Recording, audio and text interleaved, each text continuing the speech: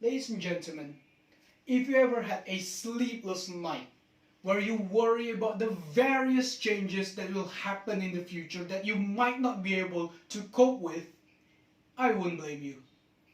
After all, over the past decades, we have been forced to face many changes. Technologically, economically, politically, or every single element in our life have been forced to face many unfamiliar circumstances. But if I were to ask you, what is change exactly? Well, change is a scenario that we are most likely not accustomed to. It's a situation that is different from the condition we are facing today.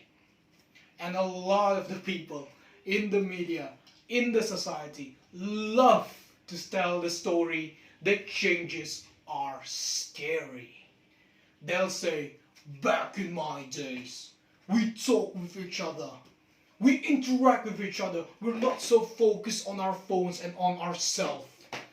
Back in my days, we had wings. You youth don't know how we used to fly in the sky with a ring over our heads and we live in the Garden of Eden. Ladies and gentlemen, my only question is, do these people really know what changes will occur or how the future exactly will be like? Of course they don't. And that's the real truth. The truth is they're scared. They are scared that what they are doing and sacrificing today might not be in line or worth it in the future. They're not scared because of changes that are bad. They're scared because they don't know. It's the fear of the unknown. Let me put it in a much more imaginable scenario for you to compare which one is scarier. Being able to text your friend good morning and then receiving a reply 2 or 3 minutes, or sending a letter, receiving the reply in 2 or 3 weeks. Which one is scarier? Being able to buy this cheap knockoff from my phone, or buying a plane ticket to China, getting a taxi, renting a hotel room, finding the product, spending thousands and thousands of dollars in the process, that we would be better buying the real one. When we put it in this scenario, we start to realize that the most sustainable change are the ones that benefit society and improve our life. So why do we fear it? Some other speaker might say, how should you prepare for the changes that are going to happen in the future?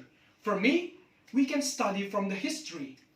In the 1990s, people look at Steve Jobs and think, this guy changes everything that he touches. Technology, music, film, and so many other industries. That people were asking the same question to Elon Musk and Jeff Bezos today. They say, what are they going to change next? So that when they do, we can capitalize it, we can profit from it. Ladies and gentlemen, we need to realize that just like Steve, Elon and Jeff are going to pass away. And when that happens, our generation, the youth, are going to be the generation in charge. Something in our brain will take off and say, shoot, what happens in the future is in my control. What changes that are going to occur is under my control. And when we realize that, we start to think, youth should not prepare for the changes that are going to happen in the future. They should learn and prepare themselves because they are the change.